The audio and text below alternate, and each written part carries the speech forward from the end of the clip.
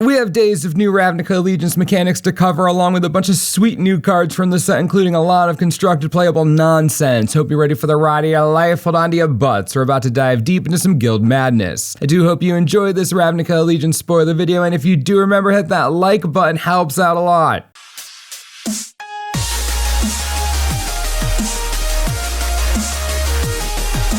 Tithetaker is 2 mana for a 2/1 human soldier with Afterlife 1. When this creature dies, create a 1/1 white and black spirit creature token with flying. During your turn, spells your opponents cast cost 1 more to cast, and abilities your opponents activate cost 1 more to activate unless they're mana abilities. Tithetaker is a huge hate bear, and Afterlife is one of the most baller mechanics I've seen in a long time. It's like they gave everything a Doom Traveler clause. That's going to be huge for aggressive and control decks alike, allowing both strategies to maintain offenses and defenses in the upcoming standard and possibly even modern formats. Tithetaker makes everything more expensive unless it's legit tapping for mana. That means your opponents can't fetch on your turn in Modern unless they want to pay a tax, they can't tap out for Cryptic Command, they can't activate Doom Whisperer without paying. Hugely versatile card with a powerful new mechanic. Aristocrats, here we come. Even Imperious Oligarch, just a common, is pretty dang strong. A 2/1 with Vigilance that leaves a 1/1 flyer behind, that's great. Like, that's real good and limited. Again, think Doom Traveler, but upgraded when you're looking at all of these Afterlife cards. Seriously, this mechanic is kind of ridiculous. Zegana Utopian Speakers, 2 of anything, 1 green and 1 blue for a 4/4 legendary creature Merfolk Wizard. When Zegana enters the battlefield, if you control another creature with a +1/+1 counter on it, draw a card. Each creature you control with a +1/+1 counter on it has trample, and she comes with Adapt 4 costing 6 mana. If this creature has no +1/+1 counters on it, put 4 +1/+1 counters on it. Welp, I mean, it was good knowing all of you, but this might be the time we actually are destroyed by Merfolk nonsense. Zegana fits into the top of a Merfolk curve perfectly, going directly from Kumena into her. Then with the support of Simic Ascendancy and Hadana's Climb in this format, I think we're about to see a much leaner, much more dangerous Merfolk deck, relying on powerful tempo plays and individually powerful Merfolk to win the game. This is a deck I'm 100% going to start building right now, as I expect both Adept and Zegana herself will help make Merfolk competitive in Standard. The mechanic is strong, Zegana's strong, fishmen rejoice. Aeromunculus is 3 mana for a 2/3 homunculus mutant great creature type with flying and adapt 1 for 4 mana. This is an adept card, more focused for limited, and it looks great to me even on something so small. It comes down as a 2/3 flyer for 3, which isn't even bad in limited, and then being able to make it a 3/4 at your leisure adds a lot of flexibility to the card, eventually making it very strong flyer that'll be difficult to deal with. Adapt looks great for constructed and limited play. Gruul Spellbreaker is 3 mana for a 3/3 ogre warrior with trample, and as long as it's your turn, you and Gruul Spellbreaker have hexproof. Okay, just looking at this card right now, pretty dang strong. 3 mana for a 3/3 that comes with trample is limited playable, but then it gives itself a new hexproof on your turn, which means Settle the Wreckage isn't doing anything to you ever, and it forces your burn opponents to play their nonsense on their own turn. It's a pretty sweet disruptive creature, and we haven't even covered the mechanic yet, Riot. This creature enters the battlefield with your choice of a +1/+1 counter or haste. I love this mechanic. It's reminiscent of how Wizards treated Tribute in regards to Xenagos' followers back in Theros blocks, see Fanatic of Xenagos. I believe this is the fixed version of that. Look at Frenzied Airings, a limited playable cat beast. This card is the fixed Fanatic for sure. Thanks to Riot, you take control into your own hands, deciding which is better for you, the counter or haste. The speed of the match combined with what you're doing and what your opponent is doing will help you make this decision, and because it's your decision, it makes the mechanic quite powerful. That's Spellbreaker, it's real pushed, insane. Emergency Powers is 5 of anything, 1 white and 1 blue for an instant. Each player shuffles their hand and graveyard into their library, then draws 7 cards, exile emergency power. It also has the Azorius keyword Addendum. If you cast this spell during your main phase, you may put a permanent card with converted mana cost 7 or less from your hand onto the battlefield. Whoa! Well, aren't we just filling with the color pie now? I've never seen a white card have anything to do with sneaking stuff onto the battlefield like this, but here we are and I love it. There's a ton to talk about. First, Addendum gives an additional benefit if you cast this instant during your main phase. As a control player, I love this. It adds complexity and choices to the game. Do you lower the shields to cast this? Do you forego the benefit and potentially miss out on a free Teferi? It's nice. Second, the card's straight busted. As an instant, you can cast this at the end of your opponent's turn, get a whole new grip, and get the first turn with your new hand, unlike Days Undoing, which punishes you for using it by giving your opponent the first go, at least most of the time. Third, that show and tell effect. That's a blue effect, definitely not a white one. Thanks to the guild, white gets to splash around in blue for a bit, and that's really cool. As far as constructed playability is concerned, I could see this in the sideboard of a control mirror, coming in during matches that draw out. It can bring Karn, Rahl, and Teferi onto the battlefield without a problem, which I enjoy quite a bit. And finally, number 4, look at that artwork. Emergency powers. Dovin is literally taking control of the Azuria Senate and summoning Nicol Bolas. You can see Bolas's horns. They're right there. My poor Azorius. I really hope Lavinia resists long enough to retake the guild. Oh, my heart. Sphinx's Insight is another sweet example of Addendum in action. 4 mana instant to draw 2 cards, but if you cast it during your main phase, you gain 2 life. Another choice. I like this because if there isn't a reason for you to wait on casting it, it's a nice little 2 life buffer for really no additional effort on your part besides feigning answers in your hand. If, however, you are in a bit of a pickle and the choice is really difficult, that's good. You decide. Again, this adds complexity to the game just like Riot. You choose, is the life worth it? Is instant speed worth it? I'm loving these mechanics. And that isn't even the best part. Look at that flavor text. Quote, do not think me blind to your true mission or your true master, Grand Arbiter. Come on, that is so cool. The Sphinx know the plan. I love this guild. We have also been introduced to a split card from the new set, Incubation and Incongruity. Incubation is 1 blue and green hybrid mana for a sorcery. Look at the top 5 cards of your library. You may reveal a creature card from among them and put it into your hand. Put the rest on the bottom of your library in a random order. Before we get to the next part, Incubation is another color pie abnormality. For green, this is basically run of the mill. But blue never gets to do this. Search the top of your deck for creatures? Never. Another great example of how the guilds bleed colors into each other. It's very, very cool. Now, Incongruity is 3 mana for an instant. Exile target creature. That creature's controller creates a 3/3 green frog lizard creature token. There we go. Merfolk players have been waiting for removal like this since Ixalan. The Simic color combination isn't exactly famous for efficient removal, so Merfolk being a competitive deck has always had this issue. No removal, no real answers, but Incongruity is amazing. It gets around indestructible real easy, and leaving behind a 3/3 is fine when your fish are getting gigantic. Between this removal spell and Incubation basically being a better commune with nature, this split card is one of the more constructed playable split cards we've seen, and at uncommon, this card's real strong. Do not underestimate this. It was designed with Merfolk in mind, guaranteed. Bedevil is 2 black and 1 red for an instant. Destroy target artifact, creature, or planeswalker. Whoa, what? Okay. Rakdos is pushed beyond reason. This card's outrageous to the maximum. What? 3 mana at instant speed with this kind of versatility is kind of unreal. I think the best part about the card is the cost. It's double black and 1 red, which means a single black splash isn't going to be enough to cast this efficiently,